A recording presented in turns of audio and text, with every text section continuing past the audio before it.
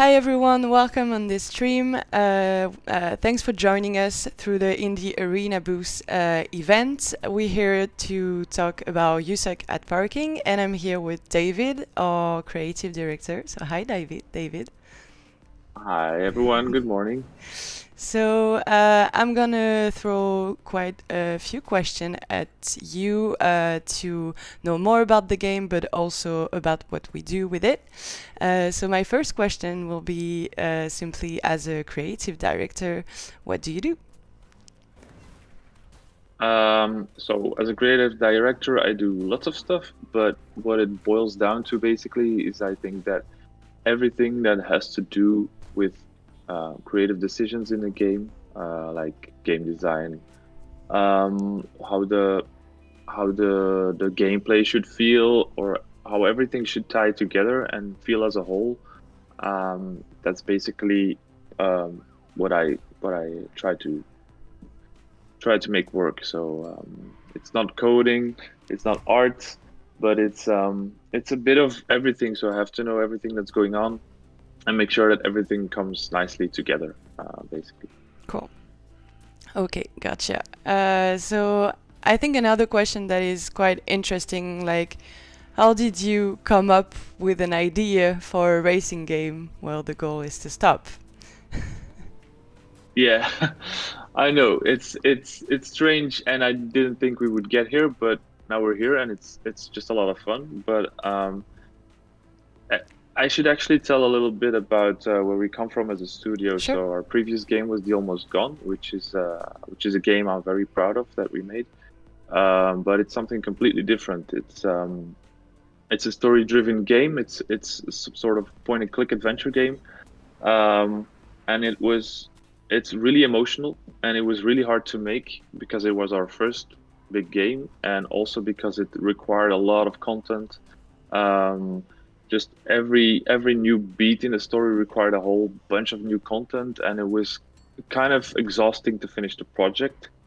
Now that we did, I'm very proud of it, but it felt like the studio needed something a bit more lighthearted, something more fun to work on, just we're happy volcano, so we need to like do something that is also fun to work on, because as an indie game studio, yeah, you're working for 2, 3, 4 years on a title, so it's also important to have some fun while doing it.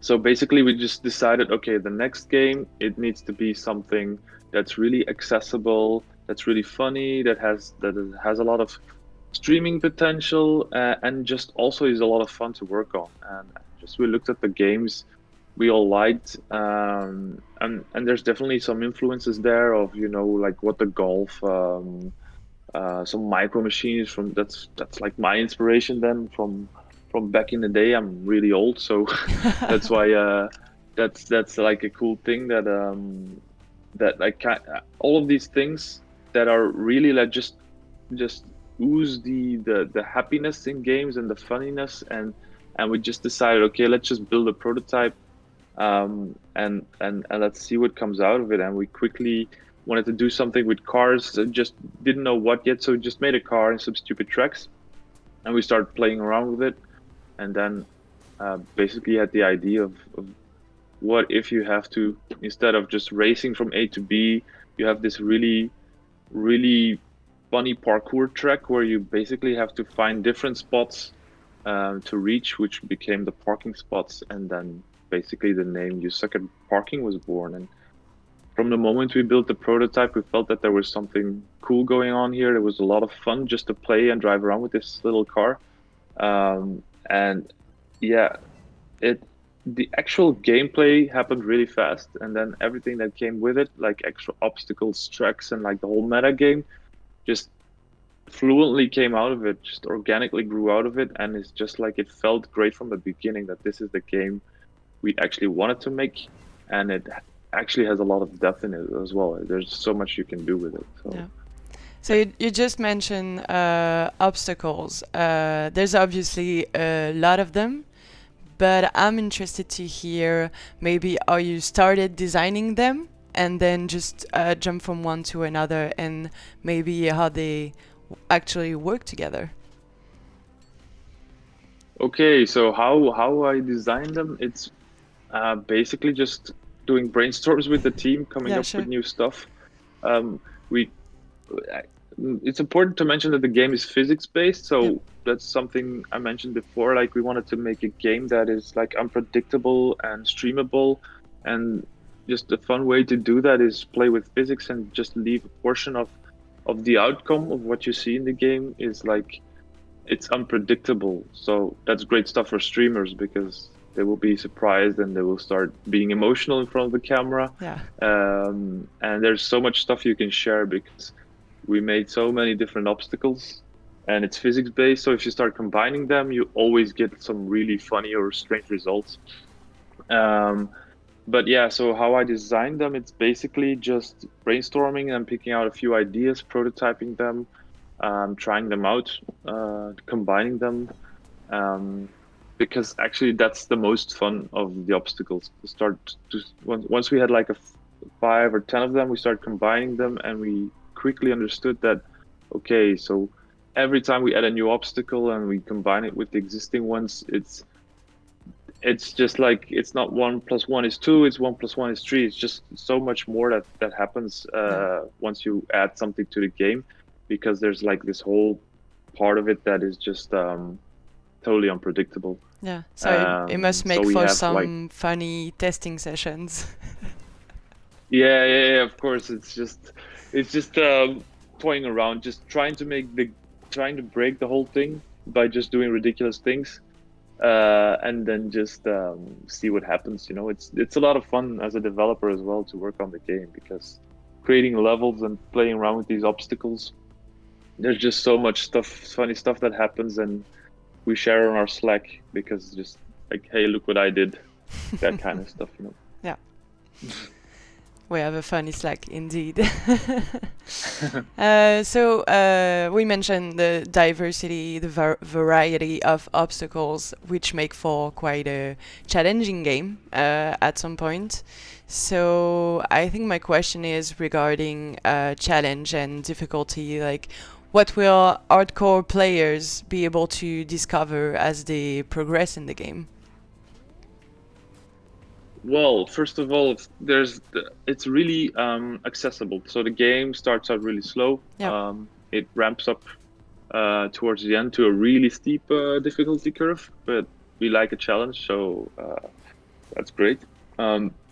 So it's actually really accessible, but there's also a lot of depth in the game, so it becomes way harder. As I mentioned, the Yeah. obstacles and the combination of them and harder tracks will give you a challenge for sure.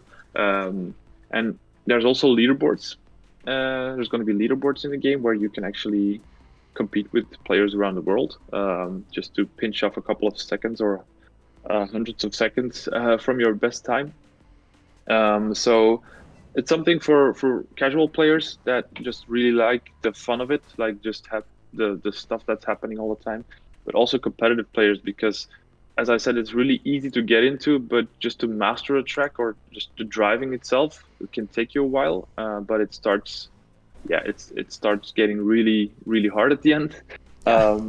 But there's also going to be stuff in there like car masteries, for example. That's something that if you earn a new a car, for example, it will come with its own set of challenges. So there's a couple of cards in there where you can actually start um,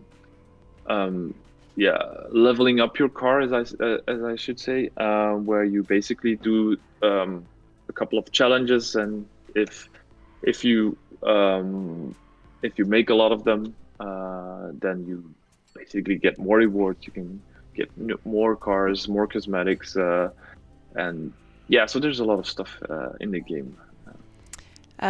Speaking of cosmetics, there is gonna be a lot of customization options and cosmetics. So I was wondering if you had a particular story to share about one of them. Well, there's lots of funny cosmetics in the game. There's slimes, and there's a lot of just over the top explosions and trails you can put on your car. but there's one in specific maybe that has a funny story. It's we have this little pug on top of a truck of a car that's just wobbling around there, and we modeled it, and one of our developers just said, "Hey, pugs don't have straight tails. It's a curly tail." And you should know that we have this backlog of Jira items and Jira issues, and we're struggling to get through them, to organize them, and do everything. And all of a sudden, we see an issue where we have this like a huge text, just a story, just a complete story about the pug, about his pug, like thousands of pictures with it in the issue, all because he wanted just to have the curly tail. So we just actually put it in the sprint, and we got it done because it was so important for him. But so if you find the pug in the game, you know that the effort It was taken is. seriously. It is accurate. We take dogs and Tails pugs are really seriously. yes. So, beside cosmetics and car mastery, it's gonna bring a lot of content in the future for players. But can you talk about what else they can expect with this game in the future? Of course. So when the game launches, you'll have a shit ton of, sorry for my language, I will of cut that. content to to explore. So there's this huge amount of levels. We have more than hundreds of levels. So you'll bite your teeth on these ones already. Then you have the overworld, which you can explore a little bit. So there's secret pathways to discover and special islands to discover, which are not for the faint of heart. But the game is also going to be a live game, so we launch with this amount of content. But the idea is to in the next couple of months to quickly launch new content, like a new biome with new levels and a new mechanic. So it's not it's we're really trying to make this a live game, making sure that the content get refreshed, that players will find something new to do. Um, and on top of that, we also have a level editor, which is basically one of my favorite things because it's just a huge playground where you can combine all the stuff that's in the game. Like everything we developed, every obstacle, every track piece will be in there, and you can create your own crazy tracks.